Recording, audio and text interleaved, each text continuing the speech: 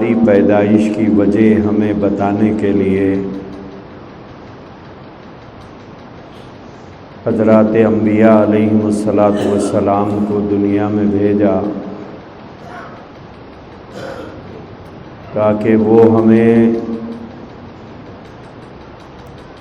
مقصد حیات کو سمجھائے کہ ہم کیوں پیدا کیے گئے ہیں، ہماری پیدائش کا مقصد کیا ہے۔ کہیں ہم لوگ اس وہم و گمان میں تو نہیں ہیں کہ ہم بس یوں ہی پیدا کر دیے گئے ہیں اور یوں ہی زندگی گزار کر ہم کو یہاں سے چلے جانا ہے۔ کیا ہمارا یہ خیال ہے، یہ گمان ہے؟ اسی خیال و گمان کی دنیا سے باہر نکالنے کے لیے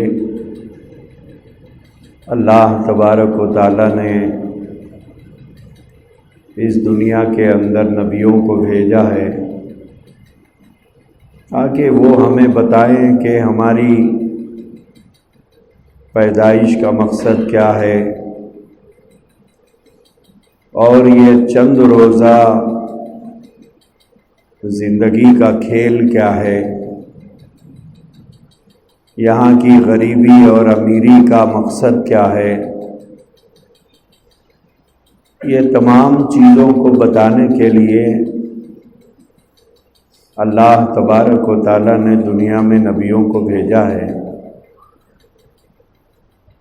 اور نبیوں کے آخر میں سب سے آخری نبی کی حیثیت سے ہم سب کے آقا سیدنا محمد رسول اللہ صلی اللہ تعالیٰ علیہ وآلہ وسلم کو بھیجا، اور بھیج کر یہ ارشاد فرمایا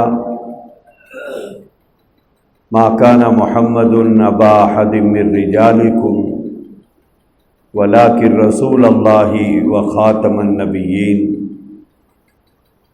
کہ حضرت محمد رسول اللہ صلی اللہ علیہ وسلم اللہ کے آخری نبی ہیں۔ آپ کے بعد قیامت تک کے لیے نبیوں کے بھیجنے کا سلسلہ ختم کر دیا گیا ہے۔ اب قیامت تک کے لیے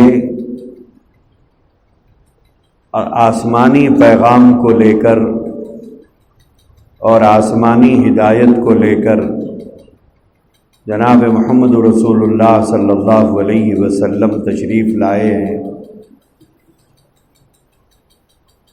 تو اللہ تبارک و تعالیٰ کا منشا، اللہ تبارک و تعالیٰ کا مقصد، اور اللہ تبارک و تعالیٰ ہم انسانوں سے کیا چاہتے ہیں، اللہ کو کیا مطلوب ہے، اور اللہ کی پسند کیا ہے اور اللہ کی ناپسندیدہ چیزیں کیا ہے، یہ ساری چیزوں کو رسول اللہ صلی اللہ علیہ وسلم نے ہم انسانوں کو بتایا ہے کہ اللہ کی پسند کن کن چیزوں کے اندر ہے اور اللہ کی ناپسندیدگی کن چیزوں کے اندر پوشیدہ ہے۔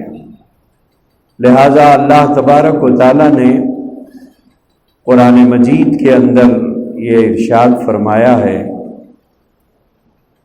ما آتاکم الرسول فخذوہ، اے لوگو ہم نے تمہاری جانب محمد رسول اللہ کو نبی اور رسول بنا کر بھیجا ہے، وہ تمہیں تمہارے رب کا منشا سمجھائیں گے، تمہاری زندگی کا مقصد تمہیں سمجھائیں گے، لیکن تم اس بات کو یاد رکھنا کہ نبی تمہیں جس بات کا حکم کریں، اس بات کو ہم کو اچھی طرح سے سننا ہے اور یاد رکھنا ہے کہ اللہ فرما رہے ہیں ما آتاکم الرسول فخذوہ، نبی تمہیں جس بات کا حکم دے نبی جس کام کا حکم دے تمہیں وہ چیز کرنا ہے۔ ما آتاکم الرسول فخذوہ۔ دوسری بات اللہ تبارک و تعالیٰ نے فرمائی وما نہاکم عنہ فانتہوا، اور نبی پاک علیہ الصلاۃ والسلام تمہیں جن باتوں سے روکے اور جن کاموں سے منع کریں، اللہ تبارک و تعالیٰ نے فرمایا تمہیں ان کاموں سے رکنا ہوگا۔ اللہ تبارک و تعالیٰ کی جانب سے اطاعت اور فرمانبرداری کا جو طریقہ بتایا گیا ہے وہ یہ بتایا ہے کہ نبی تمہیں جس بات کا حکم دے تم اس بات کو یاد رکھو کہ یہ ہمارا حکم ہے۔ نبی تمہیں جس کام کا حکم دے تو تم سمجھو کہ یہ ہمارا حکم ہے، اور نبی تمہیں جس بات سے روکے اور منع کرے کہ یہ کام نہیں کرنا ہے تو تمہیں یہ یاد رکھنا چاہیے یہ ہمارا حکم ہے جو بذریعے نبی تمہیں دیا جا رہا ہے۔ تو یہ دو باتیں ہم کو یاد رکھنا ہے کہ اللہ تبارک و تعالیٰ فرما رہے ہیں کہ نبی تمہیں جس بات کا حکم کرے تمہیں وہ کام کرنا ہے، اور نبی تمہیں جن باتوں سے منع کرے یا جن کاموں سے منع کرے تمہیں ان باتوں سے اور ان کاموں سے رکنا ہوگا۔ تیسری بات اللہ کے نبی علیہ الصلاۃ والسلام کی حدیث مبارکہ ہے کہ رسول خدا صلی اللہ تعالی علیہ وآلہ وسلم نے فرمایا ایمان والوں سے خطاب کرتے ہوئے کہ لا یؤمن احدکم، کہ اے لوگو تم میں سے کوئی آدمی اس وقت تک مسلمان یا مومن نہیں ہوگا، وہ مومن ہو نہیں سکتا۔ کون آدمی ہے جو مومن نہیں ہو سکتا؟ اللہ کے نبی نے فرمایا حتی یکون ہواہ تبعا لما جئت بہ۔ حضور علیہ الصلاۃ والسلام نے بہت سادہ الفاظ کے اندر ہم کو سمجھایا ہے اور بتلایا ہے کہ دیکھو تم میں سے کوئی آدمی اس وقت تک مومن نہیں ہوگا۔ کب تک مومن نہیں ہوگا؟ تو فرمایا حتی یکون ہواہ تبعا لما جئت بہ۔ کیا مطلب ہے اس کا؟ اس کا مطلب یہ ہے کہ حضور فرما رہے ہیں کہ تم مومن اس وقت تک نہیں ہو سکتے جب تک کہ تمہاری اپنی جو خواہشات ہیں، ہم میں سے ہر آدمی کی الگ الگ خواہش ہے، میری الگ خواہش ہے، آپ کی الگ خواہش ہے، ایسے ہی دنیا میں رہنے والے ہر انسان کی خواہشات الگ ہیں، تمنائیں الگ ہیں، آرزویں الگ ہیں، ساری چیزیں الگ الگ ہیں۔ اللہ کے نبی علیہ الصلاۃ والسلام نے فرمایا تم میں سے ہر آدمی کی اپنی جو خواہش ہے، اپنی جو آرزو ہے، اپنی جو تمنا ہے، وہ تمنا میرے لائے ہوئے دین کے تابع جب تک نہیں ہو جاتی، یعنی میں جو شریعت لے کر آیا ہوں، میں جو دین لے کر آیا ہوں، میں جو پیغام لے کر آیا ہوں، اللہ کی جانب سے ہدایت کا جو راستہ لے کر آیا ہوں، اللہ کی جانب سے بتائے ہوئے احکامات کو جو لے کر میں آیا ہوں، تم اپنی خواہشات کو جب تک ان احکامات کے تابع نہیں کر دیتے اس وقت تک تم مومن نہیں ہو سکتے۔ تمہارے مومن کامل ہونے کے لیے یہ شرط ہے کہ تم کو اپنی مرضی چھوڑنا ہوگا، اپنی مرضی چھوڑنا ہوگا اور اللہ کی مرضی کو اپنانا ہوگا۔ تم کو اپنی مرضی چھوڑنا ہوگا اور میرے لائی ہوئی شریعت کو ماننا ہوگا۔ تم کو اپنی مرضی چھوڑنا ہوگا اور میرے بتائے ہوئے طریقے پر چلنا ہوگا۔ جب تک تم یہ نہیں کرو گے تو حضور فرما رہے ہیں لا یؤمن، تم مومن ہی نہیں ہے۔ کیوں؟ اس لیے کہ مومن اور ایمان والا وہ ہے جو اتباع کرے دین اسلام کے احکامات کی، اسلام کی تعلیمات کی اتباع کرنے والا مومن ہے، اللہ کی ماننے والا مومن ہے، نبی پاک علیہ الصلوۃ والسلام کی فرما برداری کرنے والا مومن ہے۔ اور اپنی مرضی چلانے والا، اللہ کے نبی فرماتے ہیں جب اپنی مرضی چلانا ہے تو تم ہمارے غلام کیسے ہیں؟ دکان میں اگر کوئی آدمی بحیثیت نوکر آیا ہے تو وہ اپنی مرضی چلائے گا یا سیٹ کی مرضی سے چلے گا؟ اگر کوئی نوکر دکان میں اپنی مرضی چلاتا ہے تو کیا دکان کا مالک اسے رکھے گا؟ کوئی دکان کا مالک اسے 3 دن نہیں رکھے گا جو اپنی مرضی چلائے گا۔ اگر کوئی آدمی کسی آفس میں کام کرتا ہے تو وہاں کے رولز کو اسے فالو کرنا ہوگا یا اپنی مرضی وہ چلائے گا؟ اگر کسی کمپنی میں وہ کام کر رہا ہے یا کسی گورنمنٹ آفس میں وہ کام کر رہا ہے تو اس کو گورنمنٹ کے رولز فالو کرنا ہوگا، وہاں جس کمپنی میں وہ کام کر رہا ہے اس کمپنی کے رولز کو اسے فالو کرنا ہوگا، تب وہ کمپنی میں بحیثیت ملازم کام کر سکتا ہے۔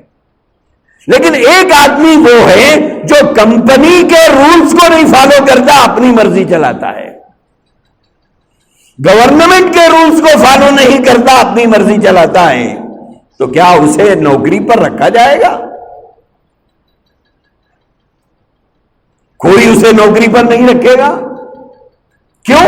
اس لیے کہ وہ کمپنی کا جو قانون ہے اسے نہیں مانتا ہے، کمپنی کا جو رول ہے اسے نہیں مانتا ہے، جو قانون ہے اسے نہیں مانتا ہے۔ تو میرے بھائیوں، ہم یہ کیوں نہیں سوچتے کہ اگر ہم اسلام کے جو قانون ہیں اگر ہم اسے نہیں مانیں گے پھر بھی مسلمان رہیں گے؟ ہم قرآن کا جو قانون ہے زندگی گزارنے کا اسے ہم نہیں مانیں گے پھر بھی ہم مومن رہیں گے؟ رسول پاک علیہ الصلوۃ والسلام نے جو ہدایتیں ہمیں دی ہیں، جو حکم ہمیں دیا ہے اسے ہم نہیں مانیں گے پھر بھی ہم مومن رہیں گے؟ ہمیں غور کرنے کی ضرورت ہے۔ ایک دکان میں 5-10 ہزار کی ملازمت پر وہ آدمی ہمیں رکھنے تیار نہیں ہے جو جہاں پر ہم اپنی مرضی چلاتے ہیں۔ کوئی رکھنے تیار نہیں، وہ ہمیں نکال باہر کرے گا۔ کیوں؟ اس لیے کہ آپ نوکر ہیں، آپ کو ہماری ماننا ہوگا۔ کمپنی کا ملازم کہتا ہے آپ ہماری آفس میں کام کرتے ہیں، کمپنی میں کام کرتے ہیں، آپ کو وہ کرنا ہوگا جو ہم نے بتایا، آپ کو وہ ماننا ہوگا جو ہم حکم دے رہے ہیں۔ لیکن یہ بات ہم دین کے سلسلے میں سمجھنے کیوں تیار نہیں ہیں؟ اللہ کے نبی علیہ الصلوۃ والسلام نے یہی اس ارشاد مبارکہ کے اندر یہی بات ارشاد فرمائی، لا یؤمن احدکم، تم میں کا کوئی آدمی مومن نہیں ہوگا، کب تک؟ حتی یکون ہواہ تبعا لما جئت بہ، کہ میں جو دین، میں شریعت لے کر آیا ہوں اپنی مرضی چھوڑ کر جب تک میرے لائے ہوئے دین اور شریعت کو نہیں مانے گا تب تک مومن نہیں ہے، تب تک وہ مومن نہیں ہے۔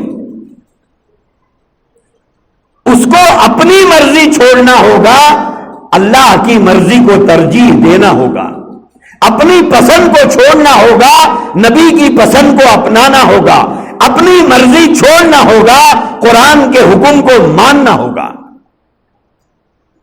لیکن اگر کوئی آدمی نہ اللہ کے حکم کی پرواہ کرتا ہے، نہ قرآن کے حکم کی پرواہ کرتا ہے، نہ نبی کے حکم کی پرواہ کرتا ہے، اپنی مرضی چلاتا ہے ہر جگہ پر، دنیا کے کس دکان میں، کس سپر مارکیٹ میں، کس کمپنی میں، کون سی آفس میں اپنی مرضی چلانے والے کو رکھا جاتا ہے؟ آپ بتائیے۔ ہم تو ایسی کسی کام والی بائی کو برتن دھونے گھر میں رکھنے تیار نہیں جو اپنی مرضی چلاتی ہے۔ 2-4 ہزار روپئے تنخواہ دے کر ایسے نوکر کو دکان پہ رکھ لینے تیار نہیں ہم لوگ۔ لیکن دین کے معاملے میں ہم سمجھتے ہیں کہ ہم جو چاہے کریں گے، ہم جو چاہے کریں گے، ہماری مرضی میں جو آیا کریں گے، ہم جیسے چاہے جیئیں گے، ہم جو چاہے کھائیں گے، جو چاہے پیئیں گے، جیسے چاہے کریں گے۔ یہ چلے گا؟ اللہ کے نبی فرماتے ہیں نہیں چلے گا، یہ نہیں چلے گا، یہ نہیں چلے گا۔ تم مومن اسی وقت ہوں گے، تم ایمان والے ہماری نظر میں، ہماری نظر میں، اللہ کی نظر میں، اللہ کے نبی کی نظر میں مومن کب کہلائیں گے؟ مومن تب کہلائیں گے جب اپنی مرضی چھوڑ کر اپنی زندگی کو نبی کے مرضی کے مطابق گزارے، اپنی مرضی کو چھوڑ کر اپنی زندگی کو اللہ کے مرضی کے مطابق گزارے، اپنی مرضی کو چھوڑ کر اپنی زندگی کو قرآن کے حکم کے مطابق گزارے، وہ آدمی مومن ہے۔ اور جو آدمی اپنی مرضی سے جی رہا ہے وہ سب کچھ ہو سکتا ہے، ایک سچا مومن نہیں ہو سکتا۔ وہ سب کچھ ہو سکتا ہے، ایک پکا مومن نہیں ہو سکتا۔ اسی لیے اللہ تبارک و تعالیٰ نے قرآن کریم میں فرمایا ما آتاکم الرسول فخذوہ، نبی تمہیں جس بات کا حکم کرے تمہیں وہ ماننا ہے، اور نبی تمہیں وما آتاکم الرسول فخذوہ وما نہاکم، اور نبی تمہیں جس بات سے منع کرے، نبی تمہیں جس بات سے روکے، تمہارا کام ہے فانتہو، تمہیں اپنے آپ کو ان چیزوں کے کرنے سے روکنا ہوگا جس سے نبی نے تمہیں منع کیا ہے۔ یہ ہے ہمارا اصل کام، یہی جناب محمد رسول اللہ صلی اللہ علیہ وسلم کا مشن تھا۔ اسی مقصد کے لیے اللہ کے نبی کو اس زمین پر نمودار کیا گیا، آپ کو ظاہر کیا گیا، تاکہ وہ انسانیت کو بتائے کہ تمہارا رب تم سے کیا چاہتا ہے، تمہارا رب تم سے کس چیز کا طلبگار ہے، تمہارا رب تم سے کیا مانگ رہا ہے۔ وہی بات کو تو اللہ کے نبی سمجھاتے رہے، اور ساری زندگی اللہ کے نبی علیہ الصلوۃ والسلام اس بات کی کوشش کرتے رہے کہ میں جو دین لے کر آیا ہوں، میں جو شریعت لے کر آیا ہوں، میں جو پیغام لے کر آیا ہوں، میں جو کتاب ہدایت لے کر آیا ہوں، یہ انسانیت اس کو ماننے والی بن جائے، اور زندگی گزارنے کے جو طریقے میں انسانیت کو بتا رہا ہوں، انسانیت اس طریقے پر آ جائے۔ یہی فکر تھی ساری زندگی کی رسول اللہ صلی اللہ علیہ وسلم کی۔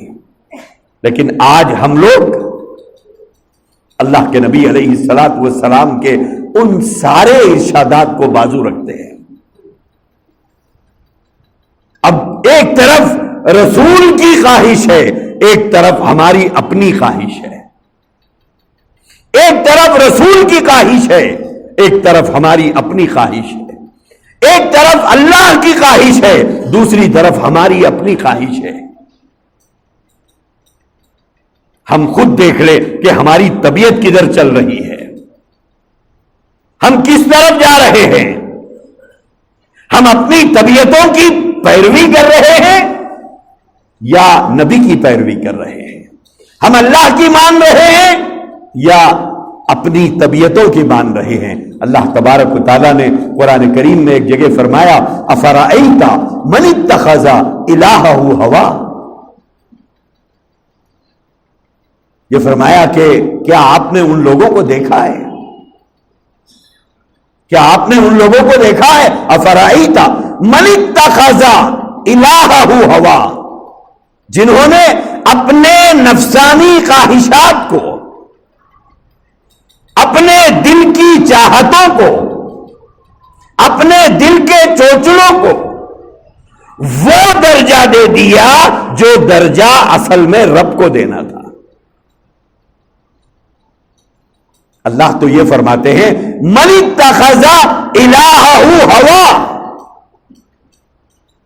انہوں نے اپنے نفسانی خواہشات کو الہ بنا لیا، الہ بنا لیا، یعنی جو پیروی رب کی کرنا چاہیے تھا وہ چھوڑ کر یہ پیروی کر رہے ہیں اپنے نفسانی خواہشات کی۔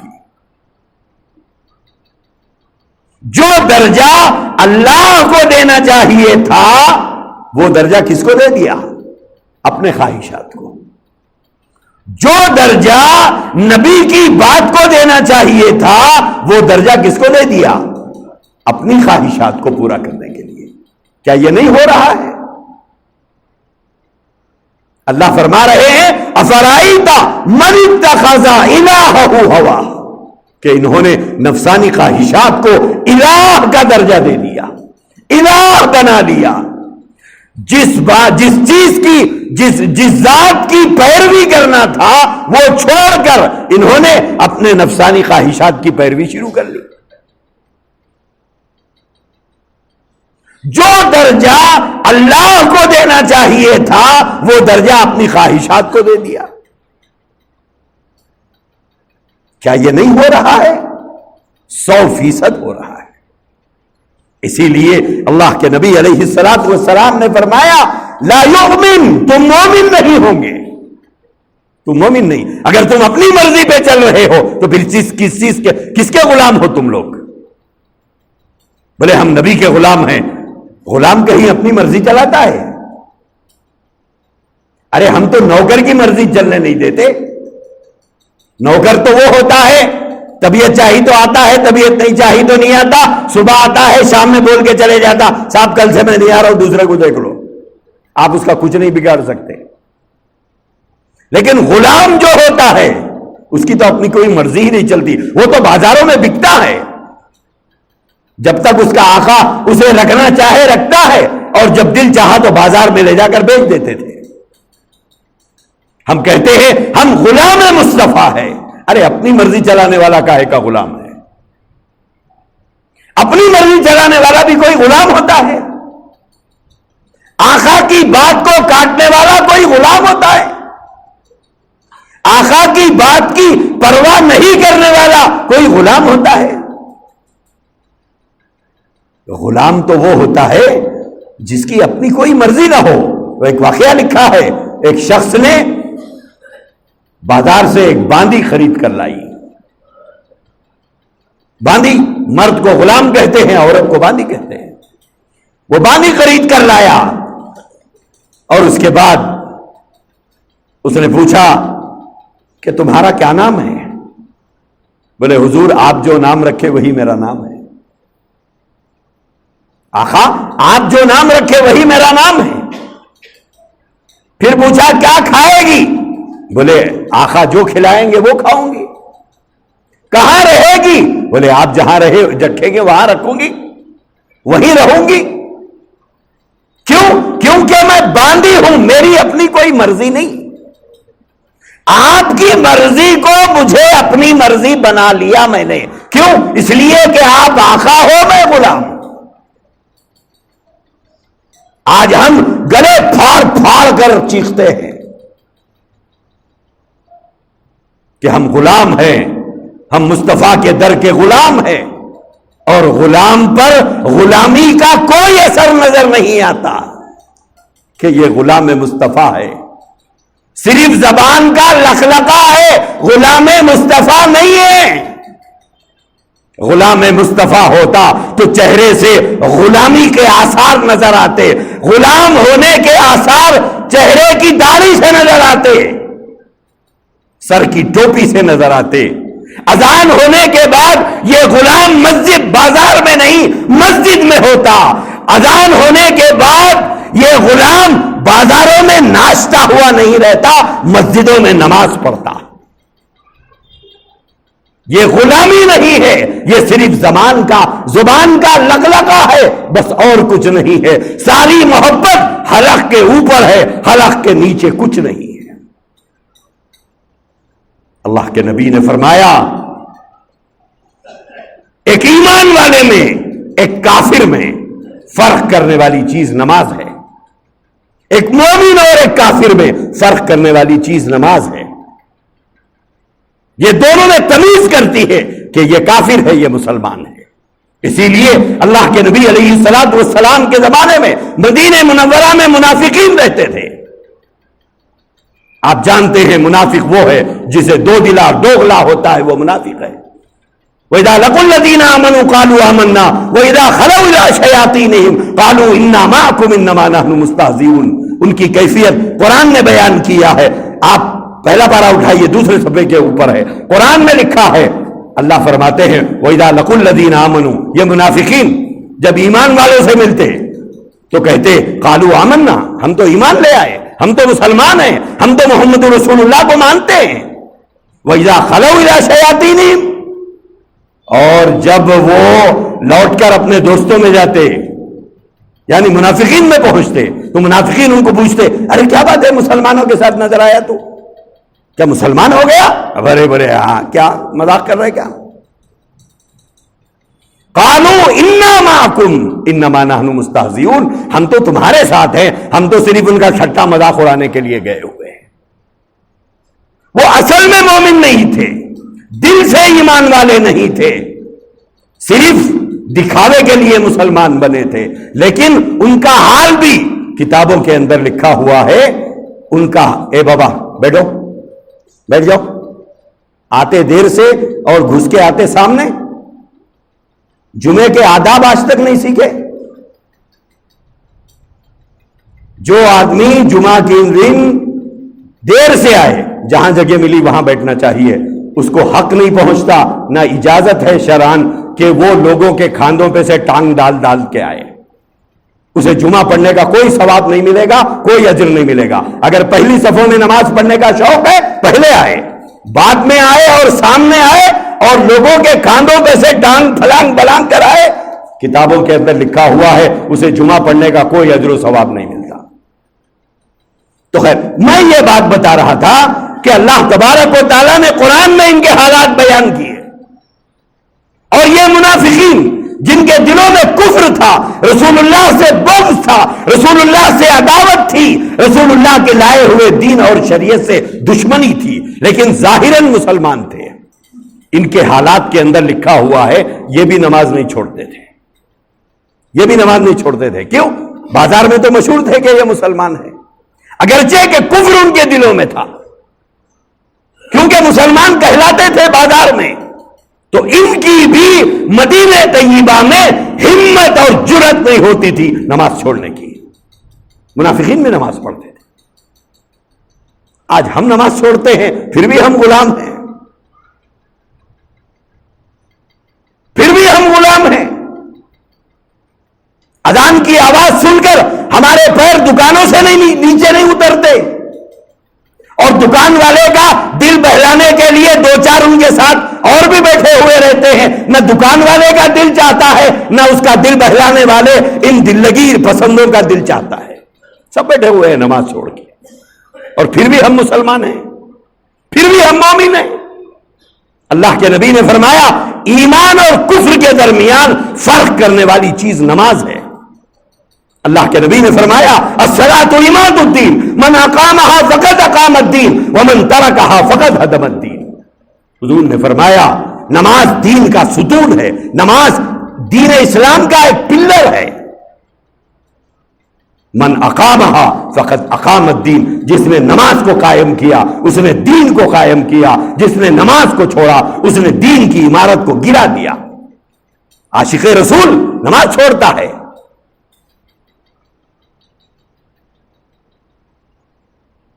اللہ کے نبی علیہ الصلوۃ والسلام نے فرمایا الصلاۃ قرۃ عینی، نماز میری آنکھوں کی ٹھنڈک ہے۔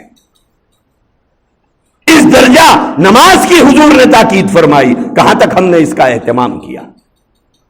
شیخ سعدی نے فرمایا 40 سال عمر عزیزت گزشت، مزاجے تو ازحال طفلی نگش، تیری عمر کے 30 سال 40 سال 50 سال گزر گئے لیکن تیرا مزاج بچپن سے آج تک نہیں بدلا۔ دادا بھی گھر میں، پوترا بھی گھر میں، باپ بھی گھر میں، بیٹا بھی گھر میں، اذان کی آواز سن کر نانا بھی گھر میں، نواسا بھی گھر میں، اذان کی آواز آ رہی ہے، چچا بھی گھر میں، بھتیجا بھی گھر میں، ماموں بھی گھر میں، بھانجا بھی گھر میں، ماں بھی بے نمازی، بیٹی بھی بے نمازی، دادی بھی بے نمازی، پوتری بھی بے نمازی۔ یہ ہے عشق ہمارا نبی سے۔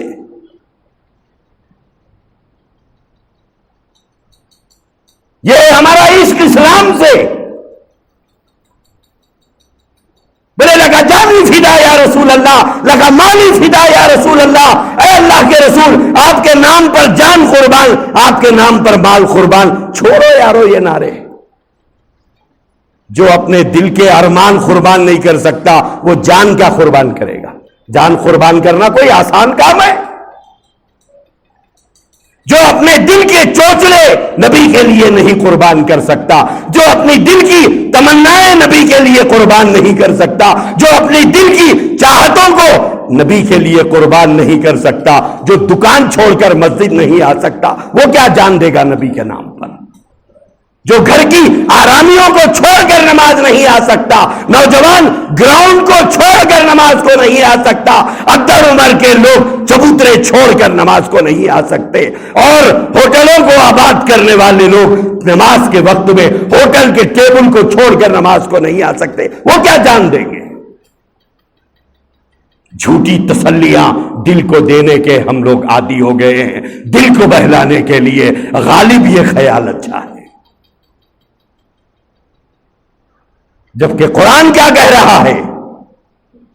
قرآن کریم کہہ رہا ہے ما آتاکم الرسول فخذوہ، نبی تمہیں جس بات کا حکم دے اسے لو، اور نبی جس بات سے منع کرے اس سے رک جاؤ۔ اور نبی فرما رہے ہیں جب تک تم اپنی چھوڑ کر میری نہیں مانو گے، تم اپنی چھوڑ کر میرے لائے ہوئے دین کی نہیں مانو گے، تم اپنی چھوڑ کر میری لائی ہوئی شریعت کو نہیں مانو گے، لا یؤمن، تم کچھ بھی ہوں گے میری نظر میں تم مسلمان نہیں ہے۔ اپنی مرضی چلانے والا غلام نہیں ہوتا، مرضی تو آقا چلاتا ہے، مرضی نوکر کی نہیں ہوتی، دکان کے مالک کی ہوتی ہے۔ کہاں ہم نبی کی مرضی کو فوقیت دے رہے ہیں؟ کہاں ہم نبی کی مرضی کو اہمیت دے رہے ہیں؟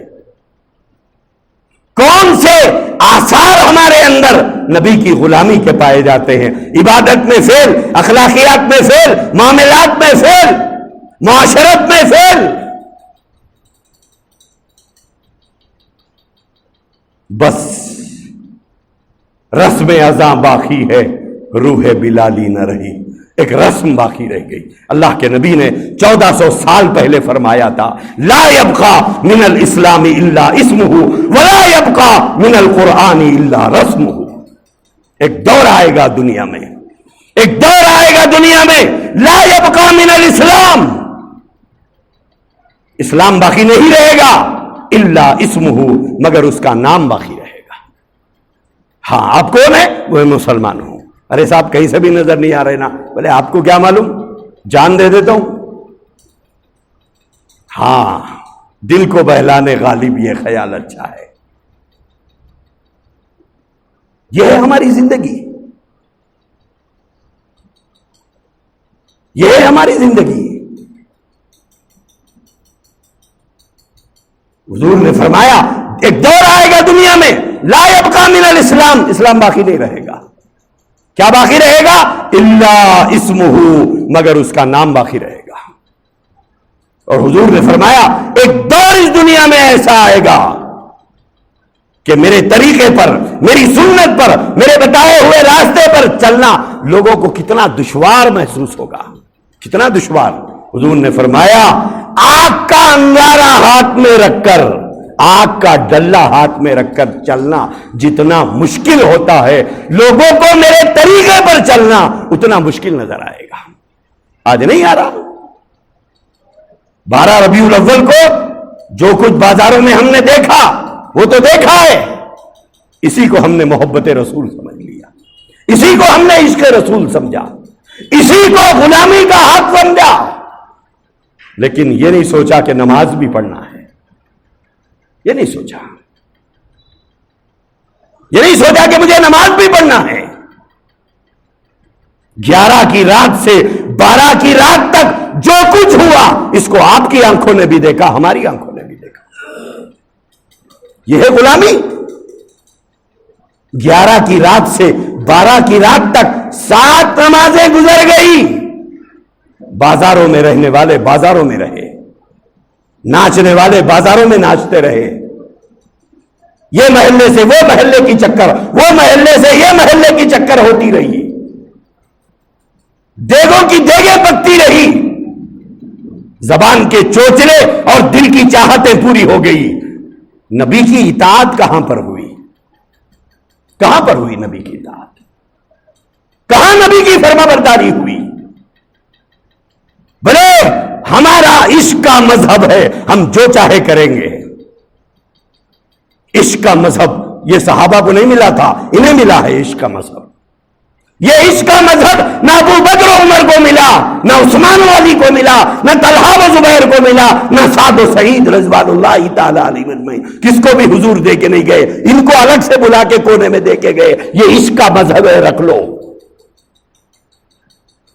اپنی بے دینی، اپنی بے نمازی کو چھپانے کے لیے، اپنی بے دینی کو چھپانے کے لیے سہارا لیتے ہیں عشق کے مذہب کا۔ عشق کا کوئی مذہب نہیں ہے۔ رسول اللہ پر خیانت کرنے کا نعوذ باللہ ثم نعوذ باللہ الزام لگے گا اگر آپ یہ کہیں ہمارے پاس عشق کا مذہب ہے، تو اس کا مطلب یہ ہے حضور آپ کو الگ سے دے کر گئے ہیں، باقی لوگوں کو نہیں دیے۔ حضور علیہ الصلوۃ والسلام کے نام پر جو ادھم مچایا گیا، یہی ہمارے نبی کا پیغام تھا، یہی ہمارے نبی کی تعلیمات تھی۔ جس نبی نے ہم کو یہ فرمایا ہو اماطۃ الاذی عن الطریق، ایمان کے 70 سے زائد شعبے ہیں، الایمان بضع و70 شعبۃ، اور اس کا ادنا درجہ حضور نے فرمایا اماطۃ الاذی عن الطریق، راستے میں تکلیف دہ چیز اگر پڑی ہوئی ہے اسے اٹھا دو، اسے اٹھا دو۔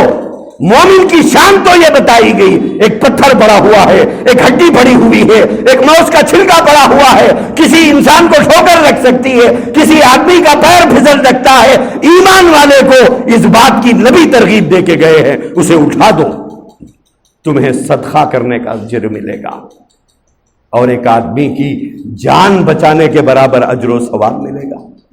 یہ نبی ہم کو تعلیم دے کر گئے ہیں، اور ہم نے کیا دنیا کے سامنے کیا پیش کیا؟ 2 دن پہلے دنیا کے سامنے کیا پیش کیا؟ دوسرے مذہب کے لوگ ہمارے نوجوانوں کو سڑکوں پر دیکھ کر کیا اثر لیے ہوں گے؟ یہی محمد کی تعلیم ہے صلی اللہ علیہ وسلم، یہی اسلام ہے، یہی اسلام کی تعلیمات ہے۔ میرے بھائیوں، درخت کی پہچان پھل سے ہوتی ہے، درخت کی پہچان پھل سے ہوتی ہے۔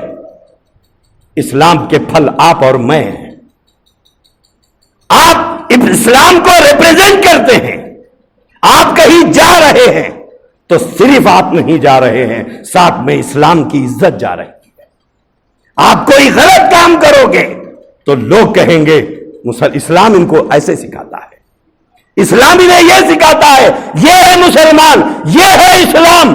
گویا ہماری ایک غلطی اسلام کی بدنامی کا ذریعہ ہے۔ ہم سوچتے نہیں کہ ہم کیا کر رہے ہیں۔ 50 سال کے ہو گئے، 60 سال کے ہو گئے، آج تک ہم نماز نہیں پڑھتے ہیں، اور پھر ہمیں عشق رسول کا دعویٰ ہے۔ جن بازاروں میں غیر مسلم بھی رہتے ہیں، ہم بھی رہتے ہیں، اذان ہوتی ہے، غیر مسلم ہمیں دیکھتا ہے کہ ہم دکان پر بیٹھے ہوئے ہیں، ہم نماز کو نہیں جاتے۔ کیا تاثر لے گا؟ بولے اسلام میں نماز ضروری نہیں ہے، اسلام میں نماز ضروری نہیں ہے. اگر ضروری ہوتے تو بھلے میں 20 سال سے دیکھ رہا ہوں ان کو کبھی بھی نماز کو نہیں کہ جمعے کے ایک دن جاتے ہیں، وہ بھی جمعے کی نماز بھی سر سجدے میں من بھجیے میں. ہاں سر یہاں ہے دل دکان میں ہے. آپ نماز کا سلام پھیرتے ہی دیکھیے، نماز کا سلام پھیرتے دیکھیے.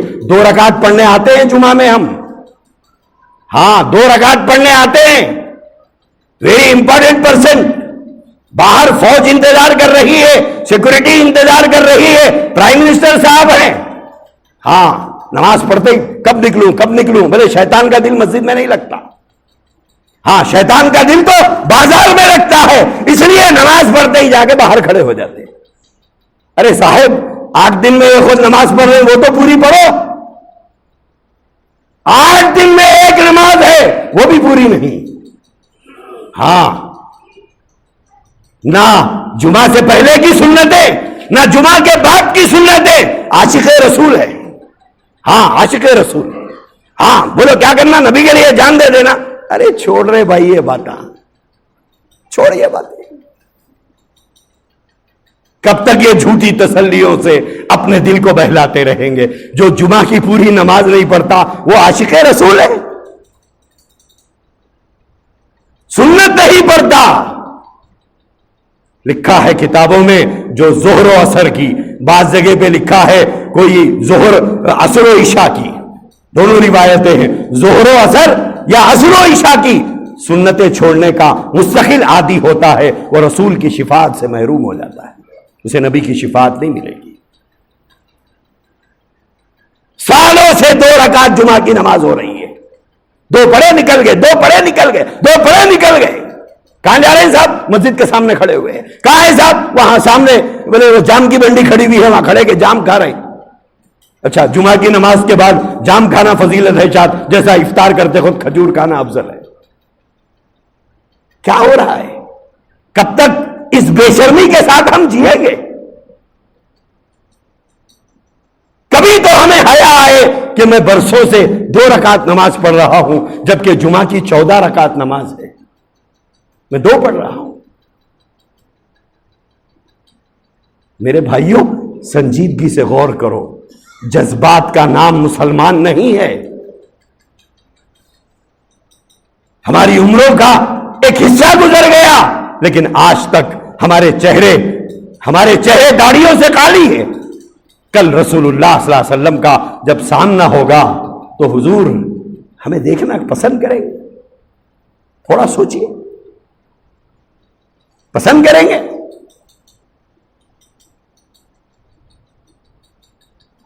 خدا نہ خواستہ کروڑ مرتبہ اگر حضور چہرہ پھیر لیں تب کیا ہوگا؟ کیا ہوگا؟ حضور کی خدمت میں ایک صحابی آئے جن کے داڑھی کے 3 یا 4 بال تھے. حضور ان کے داڑھی کو دیکھ کر مسکرانے لگے تو وہ سمجھے کہ میری 2-3 بالوں والی داڑھی کو دیکھ کر شاید حضور مسکرا رہے ہیں. وہ باہر گئے، اس کے بعد انہوں نے وہ رہے سہے 3-4 بال کٹا دیے. دوبارہ آئے، حضور نے پھر دیکھا وہ داڑھی کے بال نہیں ہیں تو اللہ کے نبی نے اپنا چہرہ پھیر لیا. حضور نے چہرہ پھیر لیا تو یہ سمجھے کہ حضور ناراض ہو گئے. تو ادھر آئے تو حضور نے ادھر چہرہ پھیر لیا. پھر وہ اٹھ کر ادھر آئے، حضور نے اپنا چہرہ ادھر پھیر لیا. تو وہ حضور سے عرض کرنے لگے یا رسول اللہ صلی اللہ علیہ وسلم، میں نے سمجھا کہ 2-4 بالوں کو دیکھ کر شاید آپ مسکرا رہے ہیں، میں نے سمجھا کہ شاید اچھی نہیں لگ رہی ہے اس لیے آپ مسکرا رہے ہوں گے، اس لیے میں نے کٹا لیا. تو اللہ کے نبی نے فرمایا اللہ کے بندے تیری داڑھی کے بالوں پہ فرشتے لٹک رہے تھے، اسے دیکھ کے میں مسکرا رہا تھا، اسے دیکھ کے میں مسکرا رہا تھا. جب حضور اپنے صحابی سے ناراض ہو گئے داڑھی کٹانے پر، آپ کی میری حیثیت کیا؟ ہم تو صحابہ کے غلاموں کے غلاموں کے غلاموں کے غلاموں کے غلام ہیں. ہماری حیثیت کیا ہے؟ ہماری حیثیت کیا ہے؟ ہم نے کبھی غور کیا؟ بڑے اچھی نہیں دکھتی، داڑھی اچھی دکھنے اور نہ دکھنے کے لیے نہیں رکھی جاتی ہے. سر پہ آدھے آدھے بال نہیں ہیں بعض لوگوں کے, گنڈو کراتے پھرو. کیوں نہیں رکھتے؟ کیوں باقی بال رکھے ہوئے ہیں ہم لوگ؟ آدھی تالو ہو گئی لیکن پھر بھی ہم باقی بال کو سنبھال کے رکھے ہوئے ہیں. وہ بھی اچھی نہیں دکھ رہی. آدھا سر کالی آدھا بھرا ہوا اچھا نہیں دکھ رہا, کٹا دیجئے. کٹائیں گے ہم لوگ؟ میرے عزیز بھائیوں, غلام بننا ہے تو غلام کی اپنی کوئی مرضی نہیں ہوتی, اس کی اپنی کوئی مرضی نہیں. مرضی آقا کی چلے گی, اس کی اپنی. غلام کی کوئی مرضی نہیں. جو آقا کی مرضی وہ غلام کی مرضی. تبھی کہتے ہیں کہ یہ غلام ہے. اپنی مرضی چلانے والا غلام نہیں ہوا کرتا. اللہ ہمیں توفیق عطا فرمائے. وآخر دعوانا الحمد